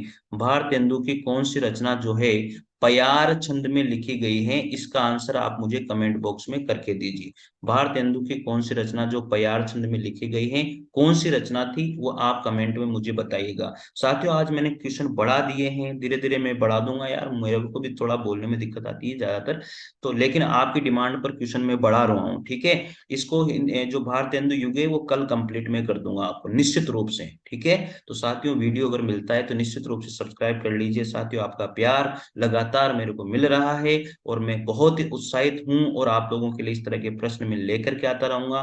साथियों, मेरा व्यवहार और आपको ये प्रश्न कैसे लगते हैं, जरूर कमेंट बॉक्स में लिखिएगा। मित्रों, पहली बार अगर चैनल पर जुड़ते हो तो लाइक और शेयर और सब्सक्राइब चैनल को जरूर कर लीजिएगा, ताकि आपको वीडियो का नोटिफिकेशन मिल जाए। मित्रों, आपको बता दूं, इसकी पीडीएफ मेरे टेलीग्राम चैनल पर आपको मिलेगी। जितने वीडियो मैंने डाले हैं, आप सीरीज वाइज वीडियो को देखते रहिए। चलिए मित्रों, मिलते हैं अगले वीडियो के साथ, तब तक के लिए जय हिंद, जय भारत, थैंक यू। मित्रों नमस्कार, कोटा ऑनलाइन क्लासेस में आप सभी का एक बार फिर स्वागत है। मैं मुकेश नागर साथियों आपसे बात कर रहा हूं यहाँ पर हिंदी साहित्य का इतिहास, जो आधुनिक काल हमारा चल रहा है, और उसमें है भारतेंदु युग। साथियों, हमने बहुत कुछ अच्छी प्रैक्टिस करी है और बहुत बढ़िया प्रश्न है, आपको जीवन के लिए लाभदायक प्रश्न है, आपको जीवन के बदलने वाले प्रश्न है। साथियों, किसी भी स्टेट में अगर आप कोई सा भी एग्जाम दे रहे हो, पीजीटी, टीजीटी, या फिर कोई सा भी एग्जाम जहां पर भी आपका हिंदी साहित्य का इतिहास आता है, इससे बाहर एक भी प्रश्न नहीं जाएगा। ये मेरा विश्वास है, मैं दावा करता हूं इस बात के लिए, क्योंकि खुद ये प्रश्न मैंने देखे हैं और अच्छे प्रश्न हैं। साथियों, अगर आपके कमेंट मुझे आते हैं कि सर इनके डिटेल नोट्स भी आप प्रोवाइड कर देंगे, तो मैं जरूर निश्चित रूप से इनके डिटेल नोट्स आप लोगों को टेलीग्राम चैनल पर प्रोवाइड कर दूंगा। और ये पीडीएफ भी अगर आपको लेनी है तो टेलीग्राम चैनल को ज्वाइन कर लीजिए, डिस्क्रिप्शन में लिंक है, वहां पर इसकी पीडीएफ पूरी जैसे टॉपिक खत्म होगा वैसे आपको मिल जाएगी। साथियों, तो चलिए मिलते हैं। बिहार में जो भी भर्ती है पीजीटी टीजीटी की, 9th 10th और 11th 12th, उनमें ये बात बहुत भयंकर टॉपिक है। चलिए साथियों, देखिए, 41 नंबर का प्रश्न है, मैंने आपसे पूछा था, ये हम लोग आधुनिक काल में भारतेंदु युग के प्रश्न हम लोग कर रहे हैं। भारतेंदु की कौन सी रचना पयार छंद में लिखी गई है? बहुत सारे साथियों के कमेंट आए इसमें, लेकिन कुछ ने सही भी आंसर दिया और कुछ ने गलत भी दिया है। तो इसमें जो भारतेंदु युग की जो रचना है पयार छंद में जो लिखी गई है, वो साथियों रचना थी प्रात समीरन। प्रात समीरन साथियों, मुझे खुद को भी ये रचना पता नहीं थी, मैं सही बता रहा हूँ। तो वो रचना थी पयार छंद में लिखी गई प्रात समीरन। बहुत सारी रचनाएं भारतेंदु ने लिखी है, तो भारतेंदु की जो प्रात समीरण रचना है वो पयार छंद में लिखी गई है। साथियों, याद रख लीजिएगा, क्योंकि ये हिमाचल प्रदेश के पीजीटी में आया था, तो पीजीटी में आ सकता है, ऐसा कुछ भी नहीं है। ठीक है, बंदर सभा पैरोडी शैली में तथा वर्षा विनोद लावनी छंद में लिखी गई है। ये अलग अलग है, देखिएगा। जो पयार छंद में लिखी इन्होंने प्रात समीरण। साथियों, मैं इस क्वेश्चन का मतलब ये नहीं है कि इस क्वेश्चन को पढ़ के मैं छोड़ दूं, ऐसा नहीं है। मेन बात है जो इसकी व्याख्या की गई है ना, और क्वेश्चन भी हमारे हल होते हैं। साथियों, जो बंदर सभा इन्होंने ये रचनाएं सारी की सारी इनकी ही है, लेकिन पयार छंद में प्रात समीरण लिखी, और बंदर सभा इन्होंने पैरोडी शैली में लिखी, और वर्षा विनोद जो है इन्होंने लावनी छंद में लिखी है। ये चीजें आपको अपने रजिस्टर में नोट कर लेनी है अगर आप पढ़ रहे हो तो। ठीक है, चलिए आगे बढ़ते हैं। मेरे से बोला था कि सर थोड़ा सा इसका फोन बढ़ा दीजिए, तो चलिए मैंने इसके फोन को बढ़ा दिया है। अब आपको थोड़ा सा सही लगेगा। अगला प्रश्न है 42 नंबर का, जो हो मैंने आप कही बेर परिश्रम किया कि खड़ी बोली में कुछ कविता बनाऊं, पर वह मेरे चिंता अनुसार नहीं है। जो हो मैंने आप कही बेर परिश्रम किया कि खड़ी बोली में कुछ कविता बनाऊं, पर वह मेरे चित्तानुसार नहीं है। ये कथन किसका था? ये कथन भारतेंदु हरिश्चंद्र का था। देखिए, भारतेंदु युग पढ़ रहे हैं तो अधिकतर चीजें भारतेंदु के इर्द गिर्द ही रहेगी मित्रों। जो हो मैंने आप कही बेर परिश्रम किया कि खड़ी बोली में कुछ कविता बनाऊं, पर वह मेरे चित्तानुसार नहीं। क्योंकि ये खड़ी बोली में जो है हमेशा इन्होंने गद्य रचना में ही प्रयोग किया, पद्य में बहुत कम रचनाओं का इन्होंने प्रयोग किया था साथियों, इसलिए ऐसा कहा गया है। तो ये प्रश्न वेरी इंपॉर्टेंट क्वेश्चन है। जो हो मैंने आप कही बेर परिश्रम किया कि खड़ी बोली में कुछ कविता बनाऊं, पर वह मेरे चित्तानुसार नहीं। ये कथन भारतेंदु हरिश्चंद्र जी का है मित्रों। चलिए 43 नंबर का प्रश्न आता है, निम्नलिखित साहित्यकारों में से सबसे कम आयु किसकी रही है? ये देखो, इससे पता लगता है कि इनके तुम्हें जन्म काल याद रख लेने हैं। सबको पता है ना, क्योंकि भारतेंदु युग जो है, अच्छा भारतेंदु जी जो थे, भारतेंदु हरिश्चंद्र, वो 35 वर्ष की आयु में ही मर गए थे, इसलिए ऐसा कहा गया भैया, इसलिए ये क्वेश्चन पूछा है। खतरनाक है ना भैया आदमी, ऐसे पूछ लेते हैं। देखिए आप, 35 वर्ष की आयु में देहांत हो गया था। भारतेंदु हरिश्चंद्र का जन्म 1850, मृत्यु 1885, 35 वर्ष की आयु में ही ये मर गए थे। जयशंकर प्रसाद का जन्म 1889 में, मृत्यु 1937 में, ये भी 48 वर्ष की उम्र में ही स्वर्ग अवलोक गमन चले गए। गजानन माधव मुक्तिबोध का जन्म 1917 में, 1964 में मृत्यु और 47 वर्ष में ये चले गए। इसके बाद में प्रेमचंद जो है 1880 में जन्म, 1936 में मृत्यु और 56 वर्ष की आयु में ये चले गए। मित्रों बहुत इंपॉर्टेंट है, आप जीवन को बदलने वाले प्रश्न हैं। आप विश्वास कीजिए और कंटिन्यू सारे के सारे वीडियो देखिए, एक एक वीडियो बहुत कीमती वीडियो है। आप नहीं मानोगे साथियों, बहुत मेहनत है इन वीडियो के अंदर। ये नोट्स बहुत बढ़िया है प्रैक्टिस के लिए, तो जबरदस्त नोट्स है साथ। आपको कैसा लगता है आप भी जरूर कमेंट करके बताइएगा। ये देखिए आप, भारतेंदु हरिश्चंद्र 1850 से 1885, 35 वर्ष। जयशंकर प्रसाद 1889 से 1937, 48 वर्ष में। गजानन माधव मुक्तिबोध 1917 से 1964, 47 वर्ष में। प्रेमचंद 1880 से 1936 तक, 1956 में। साथियों आप नहीं मानोगे इसमें कितने प्रश्न बन गए। एक तो इनके जन्म वाले प्रश्न बन गए, कितने साल तक रहे, और इनकी सीरीज बन गई, पहले नंबर पर, दूसरे नंबर पर, तीसरे नंबर पर, इतने सारे प्रश्न यहाँ से बन जाते हैं। 44 नंबर का प्रश्न है, आचार्य रामचंद्र शुक्ल की दृष्टि से किस युग के लेखकों की दृष्टि व्याकरण के नियम पर अच्छी नहीं जमी थी? तो कौन से युग के थे वो? भारतेंदु युग के थे। तो आचार्य रामचंद्र शुक्ल के अनुसार माना जाता है कि जो है भारतेंदु युग के जो लेखक थे उनकी दृष्टि व्याकरण के नियमों पर अच्छी तरह से नहीं जमी थी, ऐसा हम लोग यहाँ पर मानते हैं। चलिए, बी ऑप्शन राइट था। आचार्य रामचंद्र शुक्ल की दृष्टि में भारतेंदु युग के लेखकों की दृष्टि व्याकरण के नियमों पर अच्छी तरह से नहीं जमी थी, ऐसा माना गया है। तो याद रखिएगा कौन से युग के लेखक थे जिनकी व्याकरण के नियमों पर दृष्टि अच्छी नहीं जमी हुई थी, तो वो थे भारतेंदु युग के लेखक। यहाँ पर देखिएगा, भारतेंदु हरिश्चंद्र, बद्रीनारायण चौधरी प्रेमगन, प्रताप नारायण मिश्र, ठाकुर जगमोहन सिंह, लाला श्रीनिवास दास, ये सब द्विवेदी युग में व्याकरण के शुद्धि पर विशेष बल दिया गया है। द्विवेदी युग में इन सभी ने जो है व्याकरणिक शुद्धि पर बहुत अधिक बल दिया गया था। तो याद रखिएगा, भारतेंदु हरिश्चंद्र, बद्रीनारायण चौधरी प्रेमगन, प्रताप नारायण मिश्र, ठाकुर जगमोहन सिंह, लाला श्रीनिवास दास।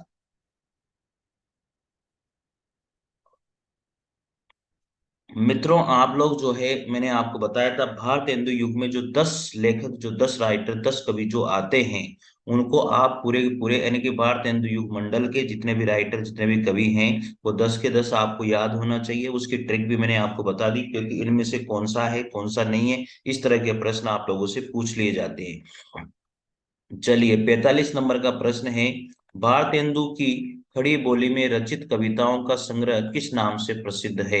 ये फूलों के गुच्छे के नाम से, क्योंकि इन्होंने जो है ना, ये कविताओं का संग्रह खड़ी बोली में एक ही किया था, बस, फूलों का गुच्छा। साथियों, आज इसकी पीडीएफ आपको टेलीग्राम चैनल पर मिल जाएगी, क्योंकि आज इसको मैं खत्म कर दूंगा। ठीक है, तो आप टेलीग्राम चैनल को ज्वाइन कर लेना आज। ठीक है भैया, समझ लो, मेरी बात को मान लो। प्रैक्टिस के लिए जबरदस्त प्रश्न है।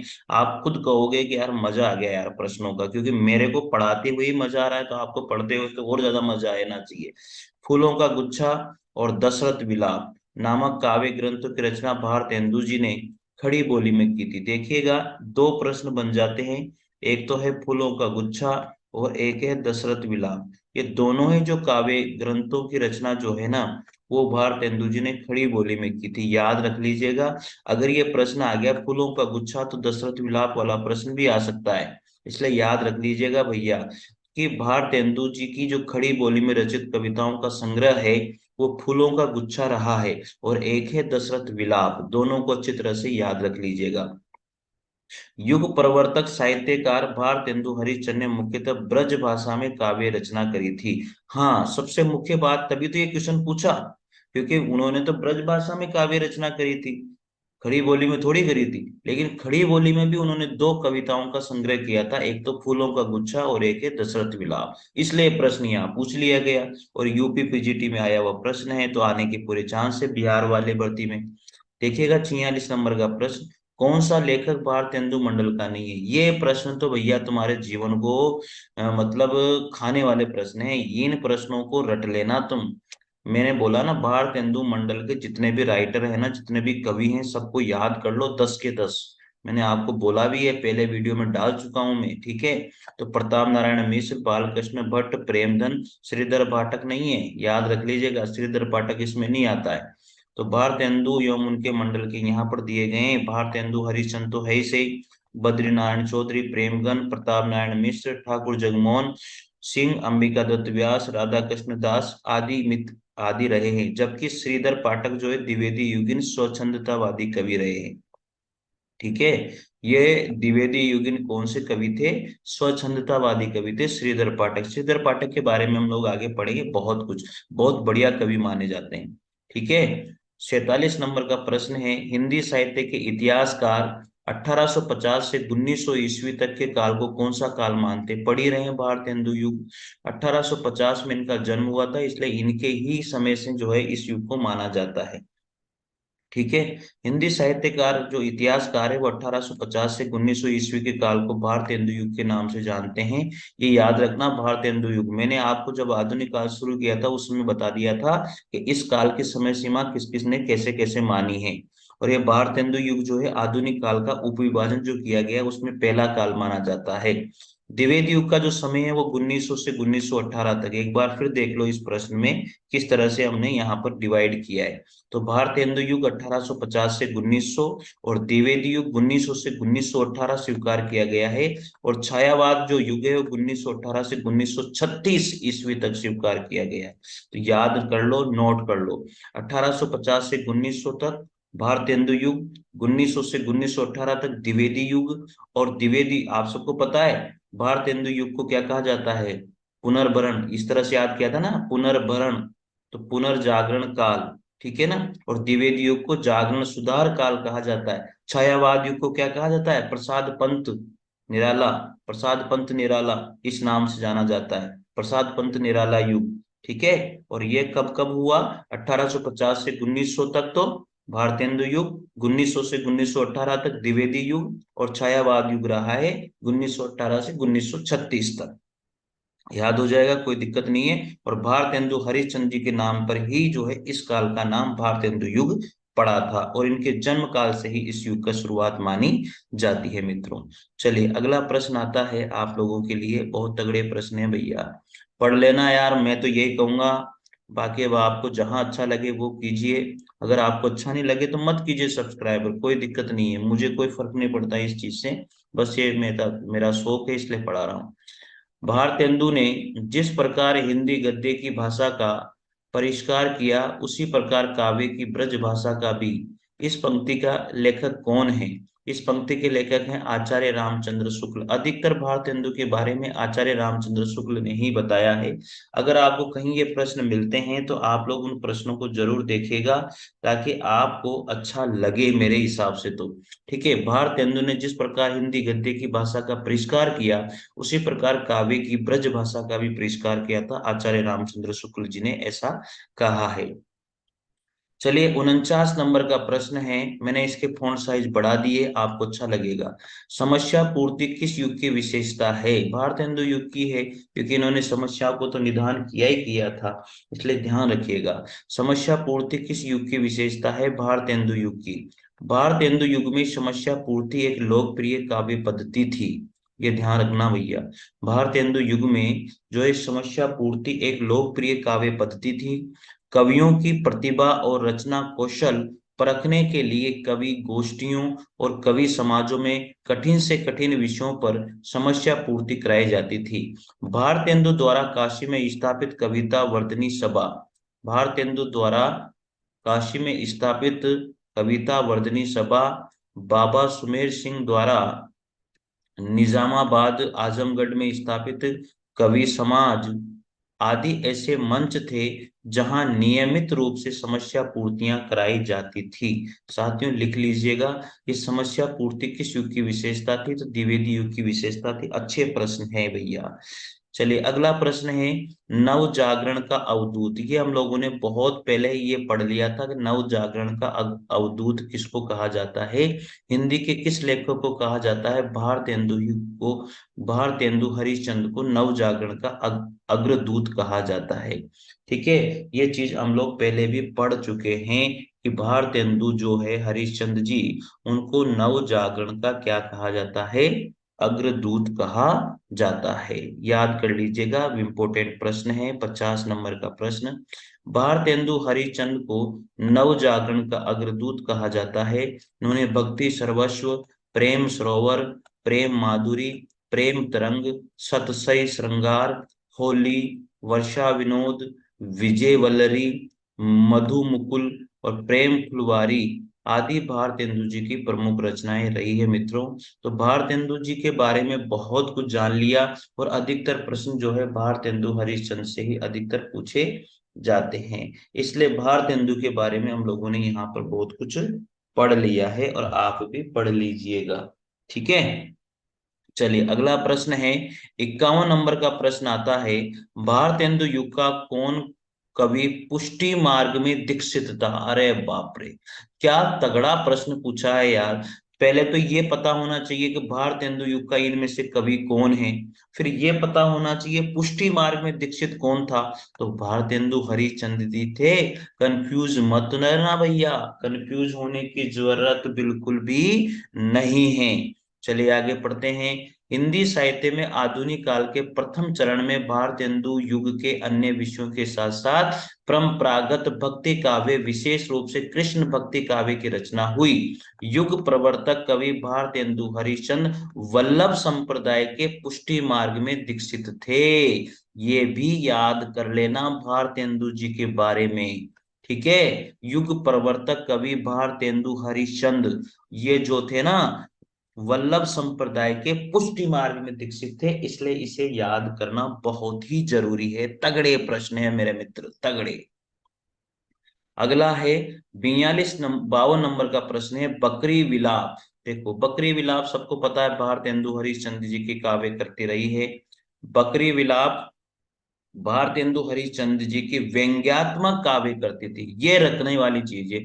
ये तो याद है आप लोगों को, भारतेंदु हरिश्चंद्र की कृति है बकरी विलाप, लेकिन ये याद करने वाली चीज ये है कि भारतेंदु जो हरिश्चंद्र जी के द्वारा जो लिखा गया है काव्य बकरी विलाप, वो कौन सा है? तो ये बकरी विलाप जो काव्य है ना, ये है आपका व्यंग्यात्मक काव्य कृति है मित्रों, इसलिए मैंने ये बात आपसे करी है।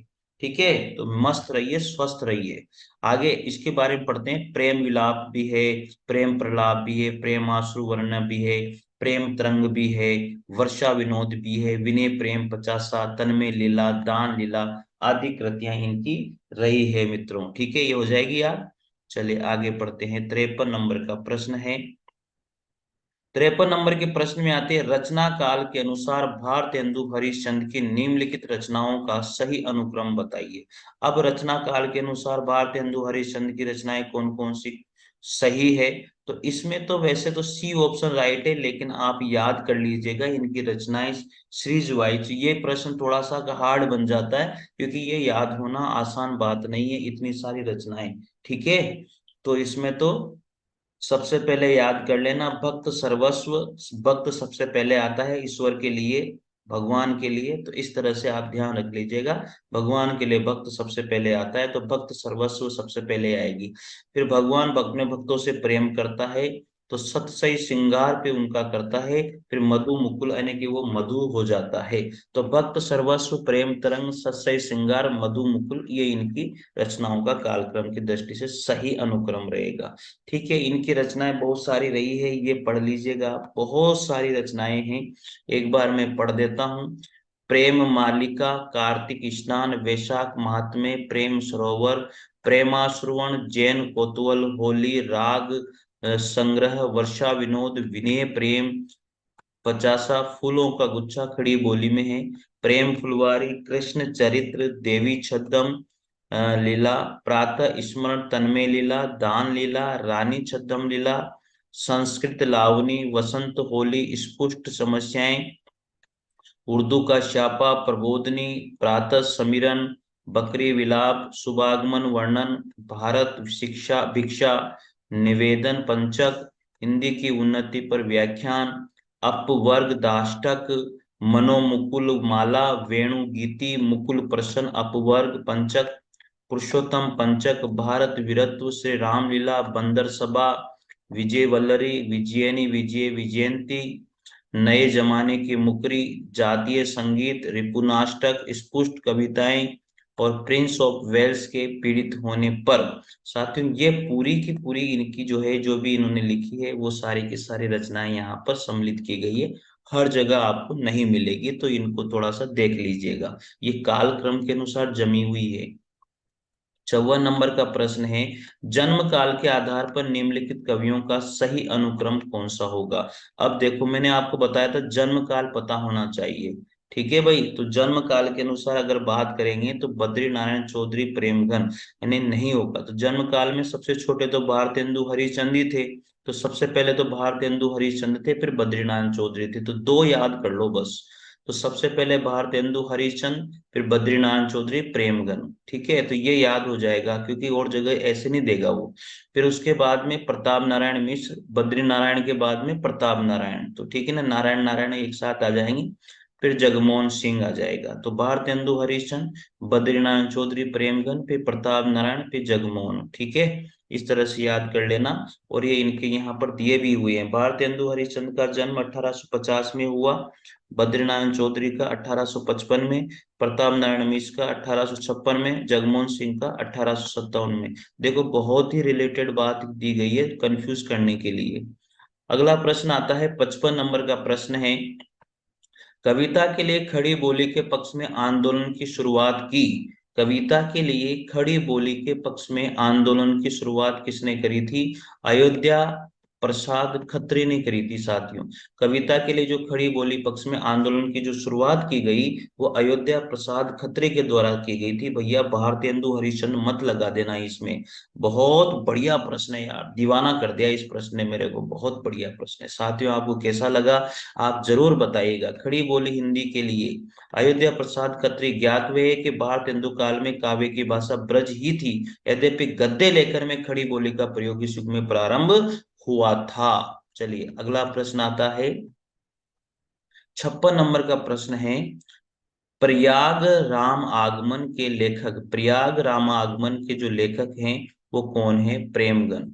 कौन है, बद्रीनारायण चौधरी प्रेमगन रहे हैं।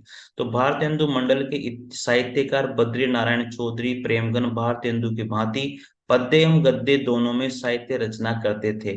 तो प्रयाग रामागमन, भारत सौभाग्य, जीर्ण जनपद, आनंद अरुणोदय, हार्दिक हर्षदशा, मयंक महिमा, अलौकिक लीला, वर्षा बिंदु, आर्य अभिनंदन आदि प्रेमघन की प्रमुख रचनाएं हैं। प्रेमघन ने मासिक पत्रिका थी आनंद कादम्बनी, कौन सी पत्रिका? आनंद कादम्बनी प्रेमघन की है। और साप्ताहिक पत्रिका थी नागरी नीरद, याद कर लेना भैया, नागरी नीरद का इन्होंने संपादन किया था। तो प्रेमघन की मासिक पत्रिका आनंद कादम्बनी रही और साप्ताहिक पत्रिका नागरी नीरद रही है। तो मित्रों ये अच्छे क्वेश्चन हैं, इनकी पीडीएफ आपको टेलीग्राम चैनल में मिल जाएगी। अगर आपको ऐसा लगता है थोड़ा सा दिखने में परेशानी आ रही है, तो आप लोग जो है थोड़ी सी इसकी वीडियो क्वालिटी आप अपने यूट्यूब चैनल पर जाकर के सेटिंग में वहां से बढ़ा लीजिए। तो 360 पे अगर आप देखोगे ना तो ये चल जाएगा आराम से, कोई परेशानी इसमें नहीं होगी आपको। चलिए 57 नंबर का प्रश्न है, बगियान बसंत बसेरो कियो, बसिए तेहि त्यागी तपाए ना। बगियान बसंत बसेरो कियो, बसिए तेहि त्यागी तपाए ना। दिन काम कुतुबल के जो बने, तिन बीच वियोग बुलाए ना। ये पंक्तियां किस रचनाकार की पंक्तियां हैं? ये बद्री नारायण चौधरी प्रेमघन की ही पंक्तियां हैं। बगियान बसंत बसेरो कियो, बसिए तेहि त्यागी तपाए ना। दिन काम कुतुबल के जो बने, तिन बीच वियोग बुलाए ना। ये पंक्तियां जो है साथियों किसकी है? बद्रीनारायण चौधरी प्रेमघन की पंक्तियां हैं। ठीक है, अच्छी पंक्तियां हैं, याद रखिएगा, ये इनकी पंक्तियां बहुत अच्छी पंक्तियां रहती है। प्रेमघन की प्रमुख काव्य रचनाएं जीर्ण जनपद, मयंक महिमा, वर्षा बिंदु, आनंद अरुणोदय और अलौकिक लीला। तो बद्रीनारायण चौधरी जहां पढ़ोगे वहां पर भी ये मिल जाएगी आपको। 58 नंबर का प्रश्न है साथियों, ये प्रश्न जो है, साहित्य में नव जागरण का शुरोदय करने वाले साहित्यकार कौन थे? तो सबको पता है नव जागरण का शुरोदय करने वाले युग प्रवर्तक भारतेंदु हरिश्चंद्र ही थे। एमपी असिस्टेंट प्रोफेसर में आया था। साहित्य में नव जागरण का सूर्योदय करने वाले भारतेंदु हरिश्चंद्र ही हैं। भारतेंदु को ही नव जागरण का अग्रदूत कहा जाता है। भारतेंदु जी अपने समय के प्रमुख नाटककार, व्यंग्यकार, कवि, आलोचक, पत्रकार सब रहे हैं। इन्होंने कवि वचन सुधा और हरिश्चंद्र मैगजीन और बाला बोधनी नामक पत्रिकाओं का प्रकाशन प्रारंभ किया था। तो इनकी पत्रिकाएं थी कवि वचन सुधा, याद कर लीजिएगा, हरिश्चंद्र मैगजीन और बाला बोधिनी। जो तीन पत्रिकाओं का प्रकाशन इन्होंने प्रारंभ किया था और इनकी रचनाएं थी। भारतेंदु हरिश्चंद्र को हमने जम के पढ़ा है साथियों। और जो अगला वीडियो होगा अब वो द्विवेदी युग से होगा। शायद आपके कहने से मैंने जो है वीडियो की क्वालिटीज भी बढ़ा दी है, क्वेश्चन भी बढ़ा दिए हैं, प्रैक्टिस भी बढ़ा दी है साथियों। बस अब आपका प्यार और आपका साथ बना रहे। जिस तरह से आप पढ़ रहे हो मुझे लगता है अच्छा आप कर रहे हो। ईश्वर करे आप कि जो भी आप जिसके लिए भी मेहनत कर रहे हो वो आपको मिले। साथियों अगर मैं आपके लिए थोड़ा सा भी 1% भी योगदान दे सकता हूं तो मेरा जीवन भी सफल हो जाएगा। मित्रों अगर आपको अच्छा लगा है जरूर कमेंट कीजिए और वीडियो को जरूर शेयर कीजिए। आपको कैसे लगते हैं ये प्रश्न जरूर बताइए। पीडीएफ लेने के लिए टेलीग्राम चैनल को ज्वाइन कर लीजिएगा, डिस्क्रिप्शन में इसका लिंक मिल जाएगा, वहां पर आज इसकी पीडीएफ आपको मिल जाएगी मित्रों। ठीक है, थैंक यू आप सभी को वीडियो देखने के लिए और चैनल को सब्सक्राइब करने के लिए बहुत बहुत धन्यवाद। थैंक यू मित्रों।